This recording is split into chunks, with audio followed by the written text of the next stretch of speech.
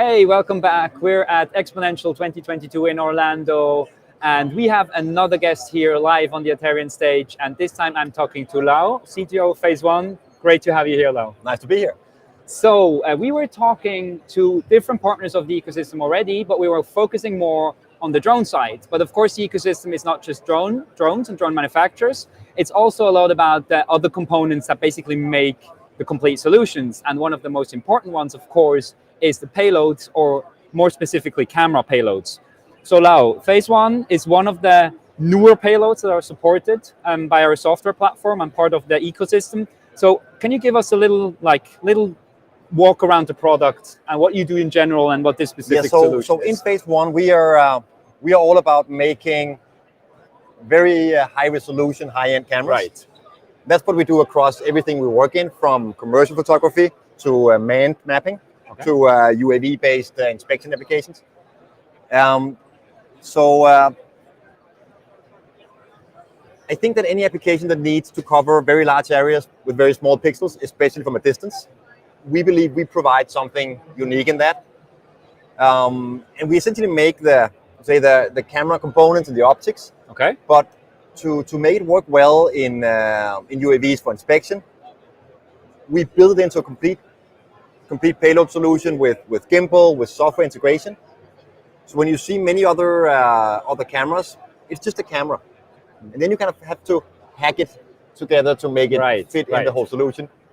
We always think about the end-to-end solution.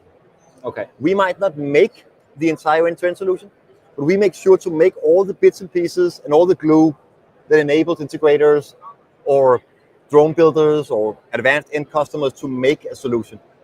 So for the inspection applications, it was all about a gimbal that integrates with the camera, so you can talk to the whole system as one, and the right software components, SDK components, to kind of glue that together. And that's I think where I see so many synergies, right? The approach of providing not just a piece of hardware, but like something that you can use and modify and build into bigger solutions is exactly what we're supporting on the Ethereum side as well. So maybe tell me a little bit of your decision to start like partnering up with us.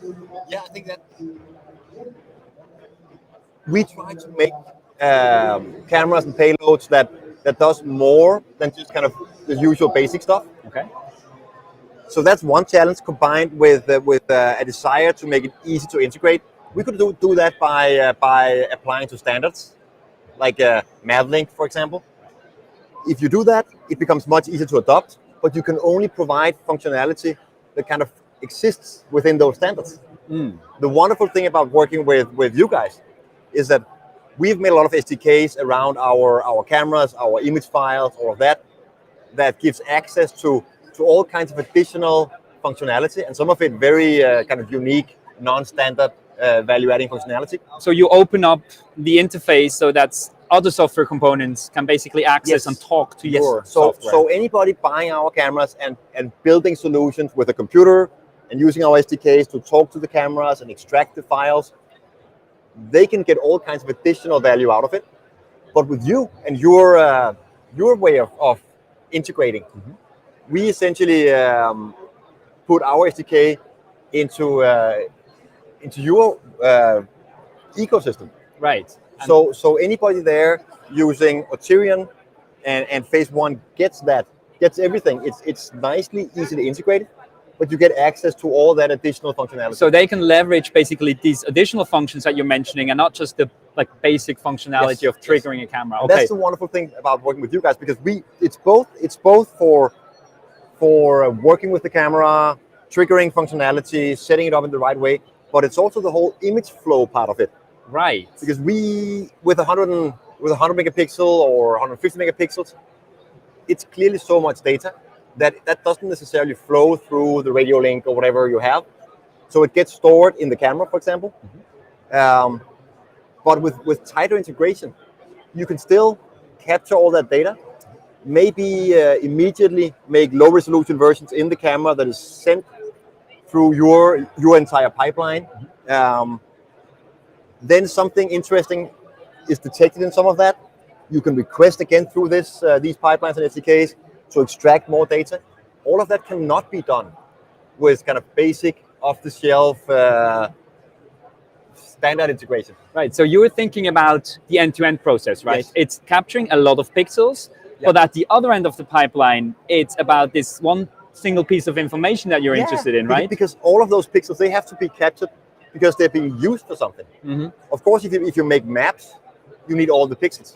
But if you do inspection, most of the pixels, they're not interesting. Right. They are of the background, of the grass behind the power line or the surrounding area around the wind turbine. Yeah. Those pixels are not really interesting. So if a low resolution image can be immediately sent somewhere, some analysis software can find the interesting parts, request back through the whole system. These are the pixels I want in full quality, and send them.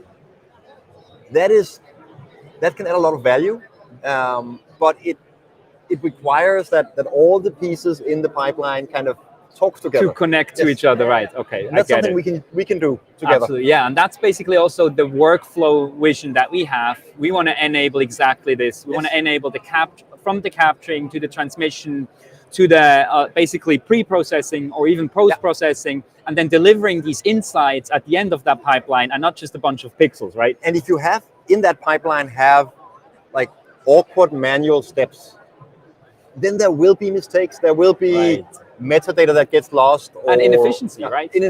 Lots of inefficiency. Yes. So if all the way from reading the best quality data out of the best sensor behind the best optics, and all the way through that, you have a connected pipeline, all the way through, essentially, as you say, handover at the end of the analysis into, I don't know, management software for your wind farm. If you can make all of that work together, then it becomes more efficient. The data integrity, the quality of the resulting report or inspection becomes better, and it becomes much more efficient.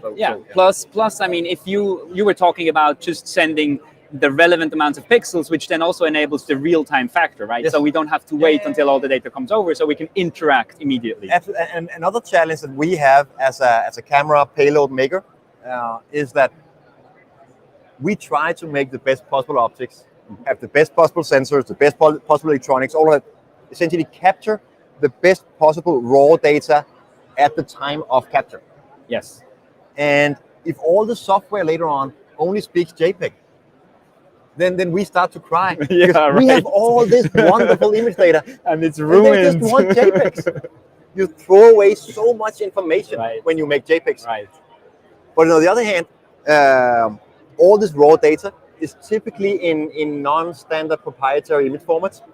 So we cannot really get that to flow through the pipeline. But if we work with you guys and other software makers, by providing our SDKs, not just for talking to the camera, but also for talking to the image data. Yes. Then this full data integrity, full quality raw data can actually flow through the pipeline. And you can extract more information. You don't make upfront choices and throw away data. You have it all available, which results in better maps, better 3D models, better AI results, because you don't compromise the data. So it's all about data integrity. And then we get the pushback, but it sounds like you have these big files. No. Raw files are not so big. They're actually pretty manageable. They're almost JPEG size. Are they? But they are just not JPEGs. Okay. So you have to build in our SDKs into the software steps. Okay. So that's why we try to partner with everybody else in that chain. Right. Okay, so if we take a step back and look a little bit at the people who are already using your technology, or generally the wider drone industry, what are the trends, the requirements that you see coming from there? I think we are starting to see more and more use cases where the value, from our point of view, of high resolution data is starting to really be understood. It used to be a lot about video. And can you make your cameras do video? And then again, we cry because our value is to provide lots of coverage in high resolution. So we see that is now becoming something that people understand the value of. We also see more and more like multi-payload sensor fusion. Okay. Visible light, thermal, LiDAR, near infrared, visible. those kinds of things being combined. I think that's super interesting. And then, of course, more and more onboard edge AI processing. Right. Again,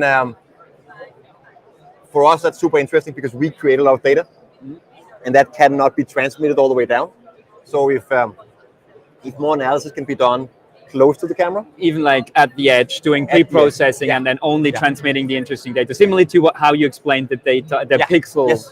So if you can understand the data where it's captured, you can do that based on the full quality, and you can extract just the bits and pieces that you need to store or transmit. So we're talking increasing efficiency again, right? Yes. So that's also very interesting.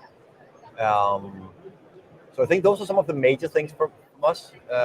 And so for you, for phase one, so anything that you can tell us a little bit about going forward the next 6 or 12 months, what can we expect? Well, being heavily involved with future developments, there's certainly things I cannot talk about.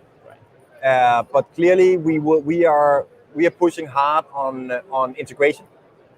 We know that we are very good with everything around image quality.